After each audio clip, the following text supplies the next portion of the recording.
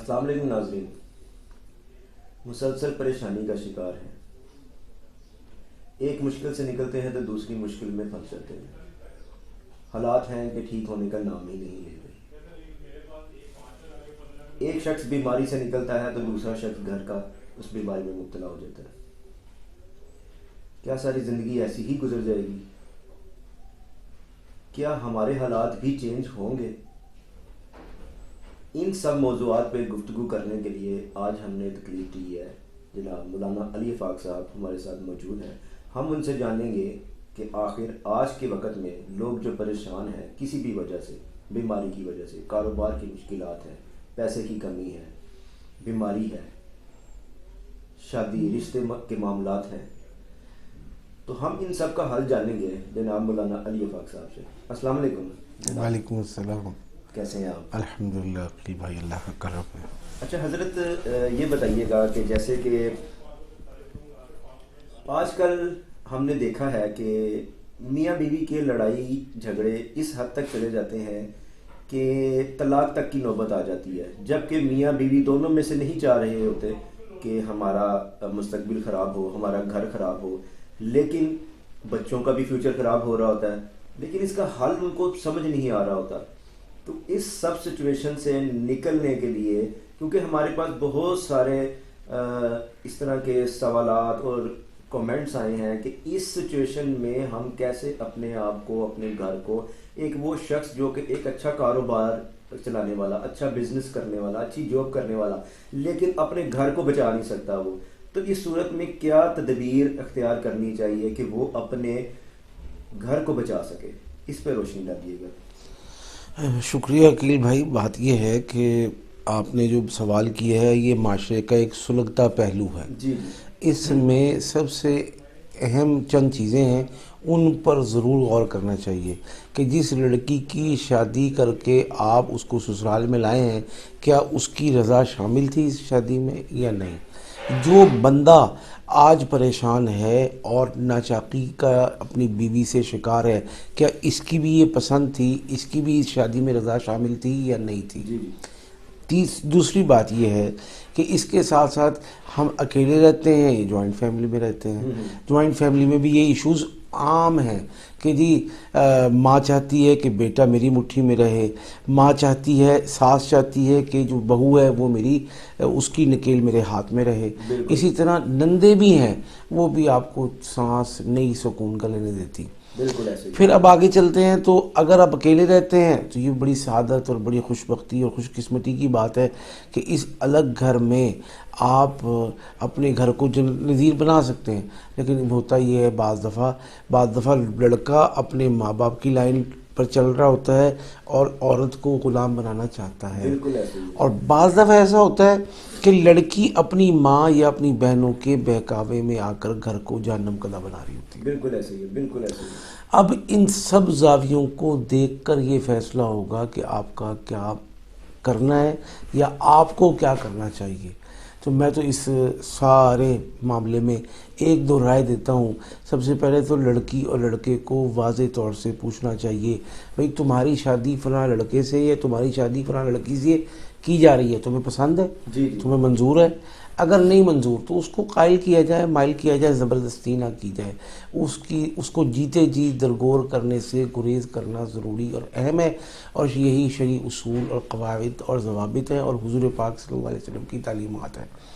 اب اگر اس سے ہٹ کے ایک اہم بات کریں جو ہمارے موضوع سے انتہائی موضوع اور مناسب اور یوں سمجھیے کہ منسلک ہے، وہ ہے بعض دفعہ ایک گھر کو ہنستا بستا، مسکراتا، کامیاب اور خوشحال ہمارے اپنے عزیز رشتہ دار آستین کے سانپ اور شریکہ ہی نہیں ہونے دیتا.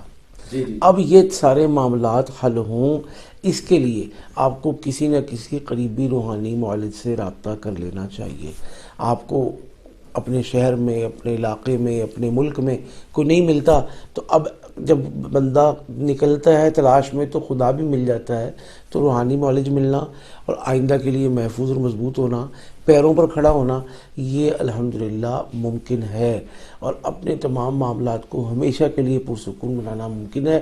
جب تک آپ کو کوئی روحانی معالج نہیں ملتا، آپ کا رابطہ نہیں ہوتا، اس وقت تک آپ کوشش یہ کریں کہ آپ اپنی زبان کو تالا لگائیں، اپنی زبان کو لگام دیں۔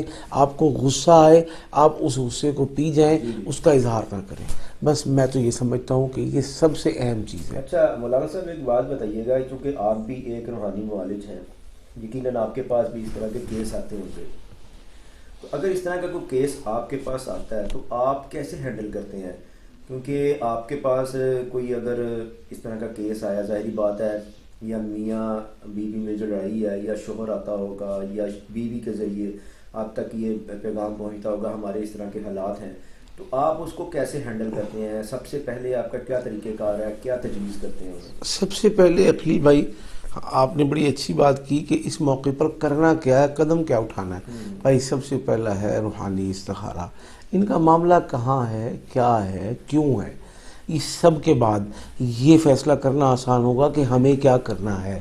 یہ استخارے کے بعد ہے۔ اگر استخارے میں روحانی معاملہ آ گیا، استخارے میں دشمن کا پیچھے بیٹھا ہونا یا جادوگر کا متعین کروانا آ گیا، تو آپ بھائی جادو کو کاٹیں گے، اور آئندہ کے لیے ان کو ایسی حصار، حفاظت، تحفظ، سیکیورٹی کا بندوبست دیں گے کہ آئندہ یہ اپنے گھر کو پرسکون بنا سکیں۔ اس کے لیے ہم الحمدللہ اپنے ادارے میں سینکڑوں لوگوں کو اب تک فزیکلی جو خود تشریف لائے ہیں، اور ہزارہ لوگ پوری دنیا میں آن لائن اپنے اپنے گھروں، علاقوں، شہروں میں بیٹھ کر عزت اور پردے کے ساتھ اور بغیر کسی آمد و رفت کے اخراجات کے اپنے گھر میں بیٹھ کے عمل سیکھا، علاج سیکھا۔ وہاں انہوں نے پڑھا، محنت کی، جس کی مقدار 20% ہے۔ 80% ہم نے سپورٹ کیا، ہم نے پڑھائی کی، ہم نے محنت کی۔ اللہ نے کیا 1 ہفتے میں چیزیں بہتر ہونے لگیں، اور 4 سے 6 ہفتے میں ہمیشہ کے لیے عافیت ہو گئی۔ اور ایسی عافیت ہوئی ہے کہ انہوں نے آج، بلکہ رات ایک ہماری بہن کا کراچی سے فون آیا کہ مجھے میری جدہ والی بہن نے آپ کا نمبر دیا ہے کہ اللہ تعالیٰ نے ان کو شفا دی، اب میں بھی چاہتی ہوں کہ میرے گھر کے معاملات حل ہو جائیں۔ تو اس طرح دیے سے دیا چل رہا ہے، چراغ سے چراغ جل رہا ہے، اللہ تعالیٰ معاملات کو حل فرما رہا ہے۔ ماشاءاللہ۔ ناظرین، آپ نے سنا حضرت صاحب نے جو اوورال بات کی ہے، تو اس کا جو ہم ایک خلاصہ یہ کریں گے کہ اس معاملے میں جو کہ بڑا نازک معاملہ ہو جاتا ہے میاں بیوی کے معاملے میں، کیونکہ شیطان اس وقت سب سے زیادہ خوش ہوتا ہے جب وہ کسی میاں بیوی کے درمیان میں لڑائی پیدا کر دیتا ہے۔